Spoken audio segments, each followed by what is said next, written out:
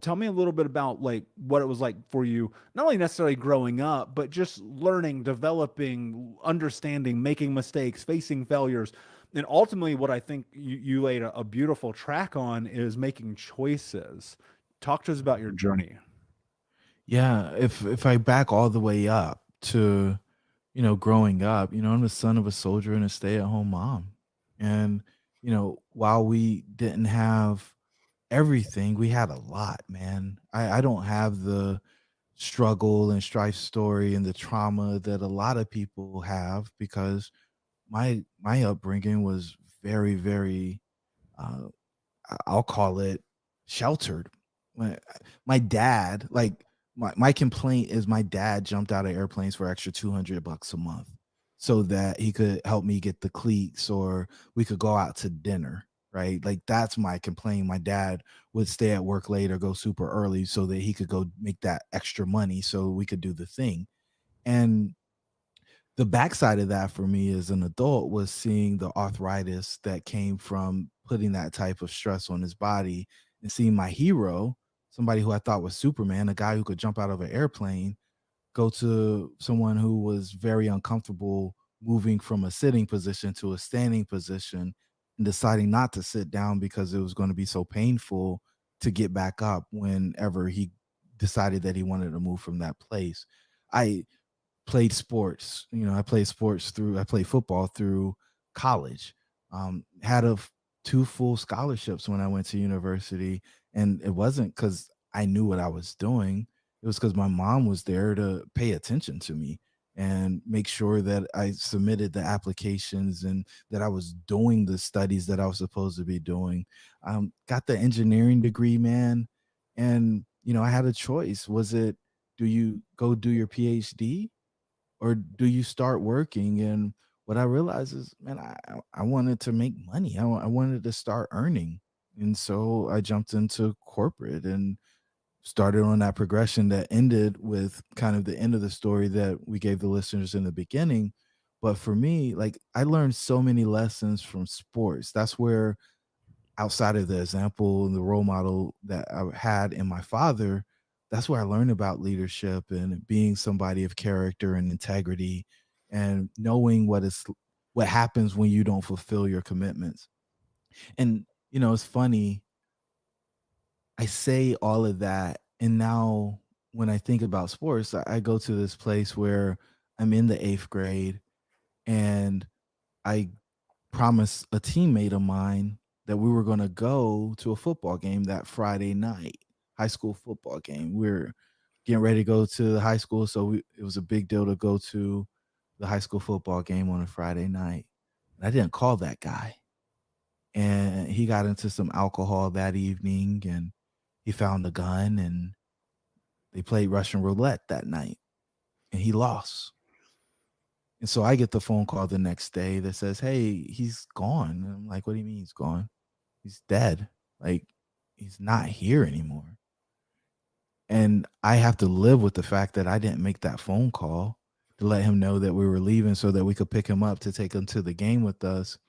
And maybe, just maybe, he'd still be walking this earth had I done my part and kept my word to a person who I appreciated because we went to school together from elementary school all the way through that point of life.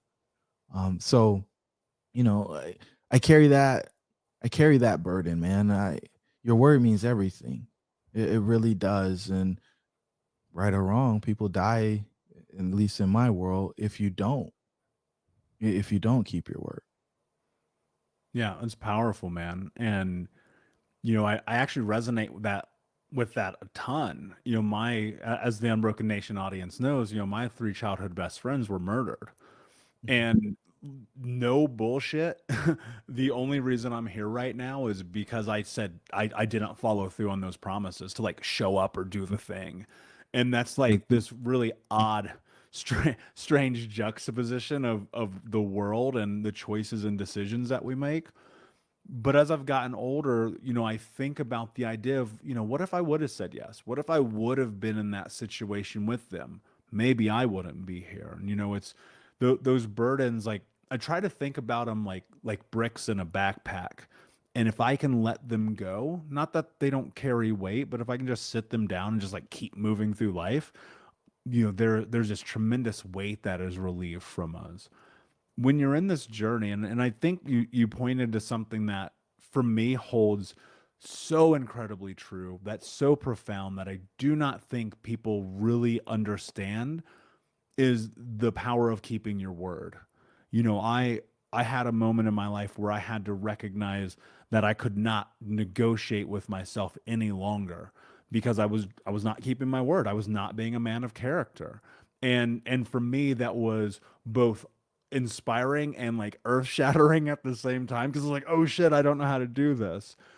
And one of the things that I've seen in my life now, being a coach and being someone who speaks on stages and leadership and having teams and things like this is, there's always that person that we see where it's like, man, if you just listen to this one thing that I'm telling you, everything about everything for you could be different.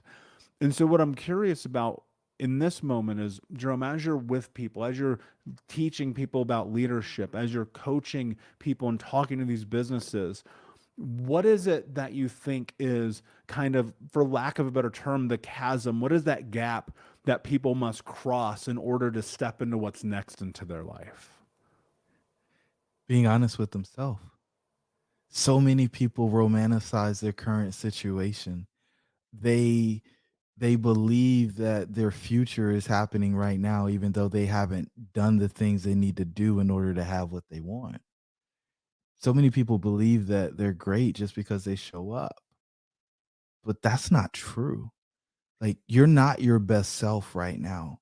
And if you don't have something that you want, it's because you haven't become the person that does the things to have that thing. And people get really upset when that starts to sink in because they know it's true. And if you've got this thing in your world that you desire and you won't tell anybody about it, it's because you're scared that they're going to say to you, well, how are you going to do that? You don't do the stuff that's necessary in order for you to have that. But the moment that you get bold and you're willing to say, hey, this is what I do, this is who I am, and this is what I want, and then your actions line up with that so that you're in coherence, that's when life starts to change. What I'm curious about is two parts. One, why do you think people struggle so much with money? And two, why do people struggle with the idea that they have to stay poor to create impact? Yeah, man, I love that. I think there's a couple of things, and one of them I don't think is talked about a lot. First of all, and I don't know how helpful this is, but I'll just quickly talk to you about like what my relationship with money is very, very different. It's because I grew up with a lot of money that went through these hands. Like I told you, my family's in retail. My dad was the first guy to bring the dollar store concept to Connecticut. So on the weekends or whatever, ever since I was a kid, I would be cashiering. I mean, like Christmas Eve, doing $20,000 in one day. It's like constantly. And back then, dude, people didn't really use credit card at all. Actually, funny enough, it's the opposite now. Everyone's got Apple Pay or whatever. But back then, it was all cash, cash, cash. So very rarely, did someone use a credit card. So I have, since I was a kid, I've always been transacting with money. You know what I mean? So I've always been very comfortable with it. Now, there's something interesting that I want to actually blog about or whatever. And it's the headline is fellow people of color, lend me your ear. Because what I've noticed about a lot of immigrants who, or people of color, they've immigrated, they're the previous generation, migrated to America, for example's sake. I mean, we're in America, so I'll just talk about that for a second. They came to America to live a better life because wherever they came from, my parents came, were born in Africa, for example's sake. Wherever they came from, things were not going that well. People come to America for better opportunity. So think about that for a second. Generally speaking, a lot of people who come to America are coming because they're not in a great situation. They want to live a better life. So the kids are growing. So those let's just call them parents for now. Those parents, they had it hard in their old country and they had to struggle and save. So they come to America and now they're very frugal, very frugal. By the way, this is my own kind of hypothesis. They're very, in my own observation, they're very frugal. Okay. And that because they're used to living in the old country was a struggle. And then that frugalness, that scarcity mindset transfers over to their kids. You see, I grew up in America and I saw firsthand, you see, when my parents got here, they were born in Africa, then they moved to England, then they came to England. They came here from England to New York in the 70s. When my dad came here with his brothers, it was winter and there was a big Lincoln Town Car, one of my favorite cars.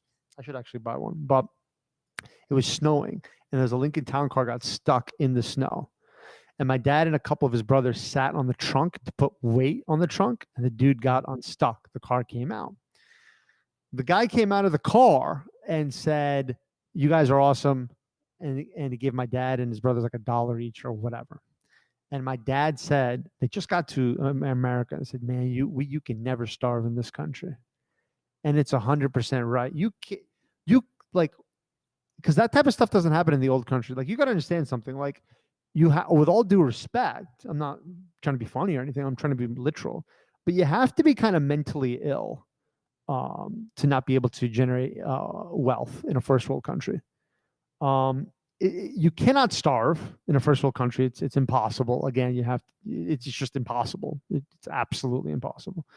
In my observation, in my experience. Sorry. You cannot starve to death. You can't, like in other countries all over the world, people die of starvation. You can't do that here. It's impossible. There's too many places that give you food. You go to any church, any religious center, any restaurant. I mean, anyway, you know what to do. Any soup kitchen, blah, blah, blah. But what I've experienced is that, have you ever asked somebody for $5? Be like, "Hey, dude, I need to borrow $5." And that person, "Man, I wish you asked me 5 years ago. I had $5 5 years ago, but then I bought that cheeseburger and that was it, man. Never got any money after that." You understand what I'm saying? Money is constantly replenishing. It's just that I think a lot of people have a scarcity mindset. And I think they inherited a lot of that from their parents, in my observation. And I just want to make it clear to people that, dude, like, I can literally write, I mean, especially online, it's impossible. I mean, it's the greatest opportunity I've seen in my entire life. I mean, it's like, I don't know how you cannot make money online. It's just, historically, we are the first generation ever to be online entrepreneurs. We're the first users ever to be online entrepreneurs. I mean, this is only the tip of the iceberg. And it's impossible not to crush it. And a lot of people, then you have the problem of people saying, "Okay, awesome. I want in. But then they come in with that lottery ticket mentality. They come in with that lottery. They don't understand that it's a real business. You see, the first business transaction ever was, 77,000 years ago, something like that, where they were trading volcanic glass off the coast of Fiji. And then they got into marketplaces, tents, bazaars. Then the trains and ships were invented. They started doing business that way. Then they invented mail. Then they started doing business with mail order business. Then retail was invented and everyone started going to brick and mortar, Walmarts and stuff like that. And now the new mode, so to speak, is the internet. And it's crushing it. It's putting brick and mortar out of business. And so it's just, it's impossible not to make wealth off of it if you're dedicated to it and you treat it like what it is, and that's an actual business, not a lottery ticket. So that's some of my thoughts on money mindset. It is a kind of a pet peeve of mine. I feel so bad when I see it because I'm like, damn. I personally know some people. I'm like, yeah, and I look at their parents. I'm just like, yeah, dude. Their parents had it really rough, and they always had this scarcity mindset. And they just transfer that over to their kids, and that really saddens me when I see that. We'll be right back to today's show, but first I need to ask you a question. Are you feeling stuck? Are you feeling like you don't have the support to go to the next level in your healing journey? Are you feeling like you wish you had a little bit more support from not only myself, but the Unbroken Nation? Well, my friend, I want to invite you to come and join our live weekly coaching sessions in Think Unbroken. All you have to do is go to Keys, Keys, keys.thinkunbroken.com to sign up and join us today with 100% money back, no questions asked, guaranteed, and no contract or commitment. Every week for the next year, you can come and be a part of our live coaching sessions each Monday as we dive deep into not only answering your questions, but questions from the Unbroken Nation, and help you take all of the information that you learn in the podcast, in the courses, and other areas of this journey, bring them into your life and use it in a way that is practical, life-changing, and transformative. So my friend, join us at keys.thinkunbroken.com, and we will see you this Monday. One of the things that I want to talk about, Brian, because I think this happens so frequently, is that people don't start these things because of fear of failure. And what I'm wondering here is, especially when coupled with, from your own experience and having trauma and working through that and getting to this place in your life, how does one really start to step in through the fear of this entire process in consideration of, a lot of times we carry a lot of darkness with us? I have two trains of thought on that. The first is probably one of the biggest mindset conceptions that I had for a massive chunk of my life. And that was seeing failure as a bad thing and seeing failure as an end product. Failure isn't a bad thing. Failure is feedback. It's feedback on what's not working. It's feedback on where you need to make changes. It's feedback on what you are doing right now for some reason isn't in line with where you want to go.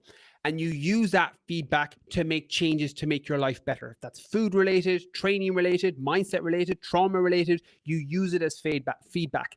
My biggest mistake with failure, and a misconception I held, I'm not sure if you had this as well, Michael, was I would attach to the label failure and didn't realize that failure was a thing that happened. I put my self-worth and my attachment of self to failure. So my language for that was, I'm a fucking failure. Like, if I did something that wasn't to my expectation, I'm like, I'm a fucking failure. I did it again. Not realizing that failure is this external thing that happens based on the actions you've taken, and it's not who you are. And I had to disconnect and disassociate from those two things and realize that it's just failure is this thing that happens as a result of some of the actions that I've taken. So once I was able to separate that, which isn't applicable for everybody, but it was for me, then it was about realizing that failure is actually really helpful. And as an entrepreneur, you know this.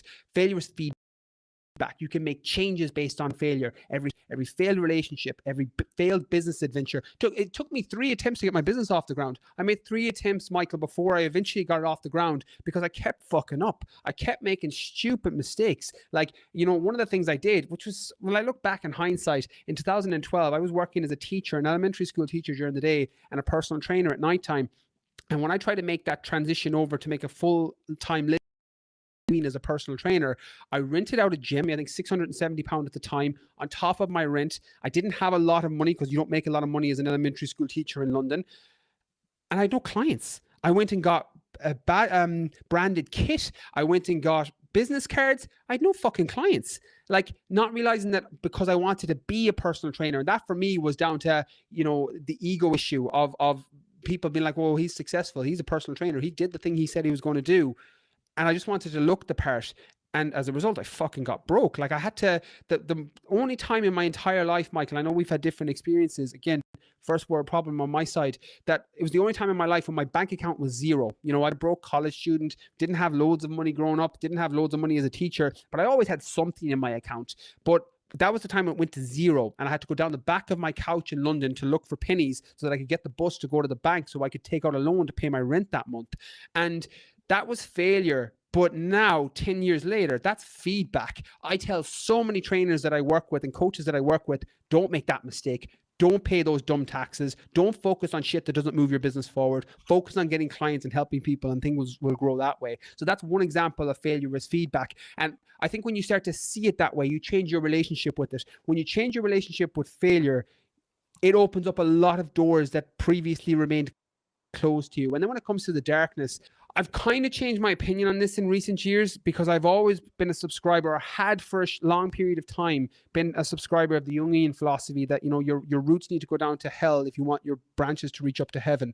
And I, you know, feeding that dark side, like, it's not a coincidence that I was able to make myself sick with leg workouts before a bodybuilding show. It's not a coincidence that I was able to run 6 back-to-back marathons in the Sahara, or run through the Arctic. In the Arctic, I tore my Achilles 86 kilometers from the end, and I ran the last 86 kilometers. I use the term ran loosely. I moved to 86 kilometers on a torn Achilles. Like, that's darkness driving that. You know, for me, that's all the soul, the dark side of it that's driving that. But it can be useful. You know, for a large period of my life, it was helpful for me. It got me through those workouts. It got me through those races. It got me through times when times got tough. But I also don't want to fucking live in that day to day. I don't want to be walking around playing with my daughter and playing, you know, Elsa and Anna and playing Frozen and dolls and being like, having this fucking darkness over me. You know, I want to make sure that that's a tool that I have, and a part of my personality I can check in with if I need it when times get tough. Because I quite like it. Don't get me wrong. It's like, you know, the Incredible Hulk. You know, it's nice to have, because that darkness can fuel you. You know, you're thinking about the traumatic experiences as a kid. You're thinking about the people who bet the shit out of you. You're thinking about all the things that happened, and that shit fuels you. Like, that's fucking fire. But fire, like anything, can light up your house, or it can burn the fucking thing down. So you need to be very mindful of how your relationship is with it. And that's how I look about the darkness. It's something that I want and probably don't want to let go of just yet, because it's supportive. But I also don't want to, you know, steering my car. I don't want it being in the front seat. It gets put back into the back until I need it, or into the fucking boot, or into the trunk until I need it. And then when times get tough, I can draw it and I can use it, and it helps me. And again, I'm not sure how helpful that is for people, but it's something that's massively supported me, and has been kind of one of my methods for dealing with some of my issues, some of my traumas, some of the things that have happened to me in a positive way. And so I said to myself, well, if he did it, why would I not ask for help? You have to understand something really important, that asking for help can be the difference between success and failure in your life. Russ, what I'm leading to in this, talk to me about the power of the vulnerability, especially as a man, because I do have some men listening right now, of asking for help, and the role that that's played in your life. Yeah, well, as men, we're stubborn. That's why we, you know, will drive and get lost for 3 hours versus asking for direction. But man, like your example is perfect, and that's crazy. Like I think of you as like Mr. 10X, and I forget that you were just introduced to the community, you know, back in February. So I remember that day we met, man. It's like you said, some people you're supposed to meet for a reason, and I know you and I were meant to meet for a reason.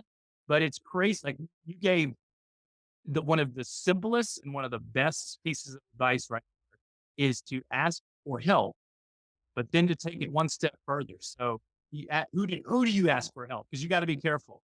Right. There's a lot of people, it's just everybody's a freaking coaching consultant, and they want to tell you how to make more money, you know, get more leads, get in shape, you know, best relationship. Well, who are you getting your results from?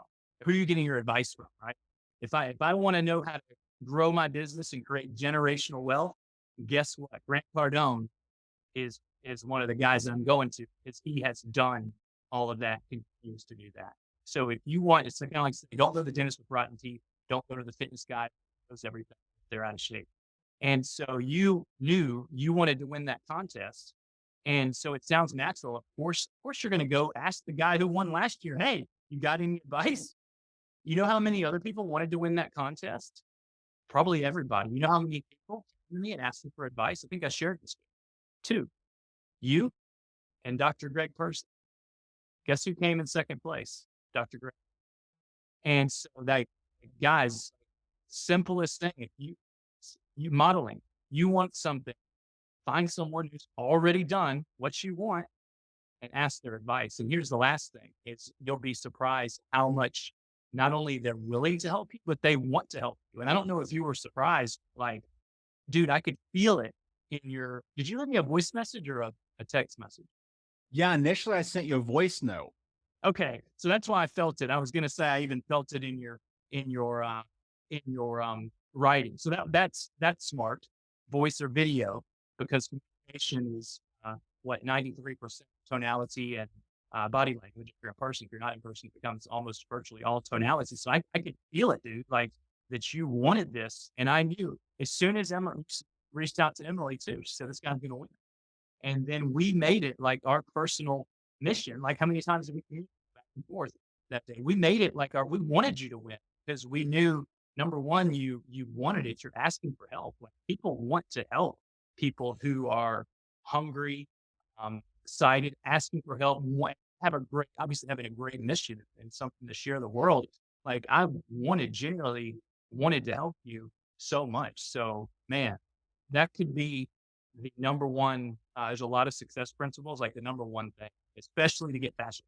You got enough desire, you got enough hunger, you're committed enough, you'll figure it out. But instead of just a brick wall, getting there bullheadedly over 15 or 20 years, skip to the front of the line, ask someone exactly what you want to do for help. And you'll be surprised how much not only they will be willing to help you, but will be happy to help you because it's rare. Like I haven't met a lot of people that are like really want to be successful and actually willing to do what it takes to get there. So when somebody like you comes to me like that, man, it fires me up to where I want to, because I know that you're going to go out. It's not just about you. Like think of all the people now that you've reached and the lives that you've changed because you did, get on that stage, win that contest, and you can get on stage. Hey, Unbroken Nation, we'll be right back to the show, but I wanted to let you know that you can grab a copy of my first book, Think Unbroken, Understanding and Overcoming Childhood Trauma, for free. If you go to book.thinkunbroken.com, you can download the PDF ebook version of the book and get everything that I know about the baseline of healing trauma for free, downloaded to your email right now. Just go to book.thinkunbroken.com to download your copy of Think Unbroken, Understanding and Overcoming Childhood Trauma for a PDF for your phone. Again, that is book.thinkunbroken.com. Thank you so much for listening to Think Unbroken. Please share this episode with someone who could use it and help us move forward in our mission of ending generational trauma in our lifetime.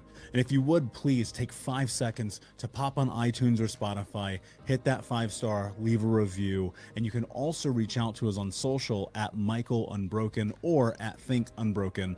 And of course, you can check out our YouTube channel at Think Unbroken. Thank you for being a part of Unbroken Nation, my friends, and until next time, be unbroken.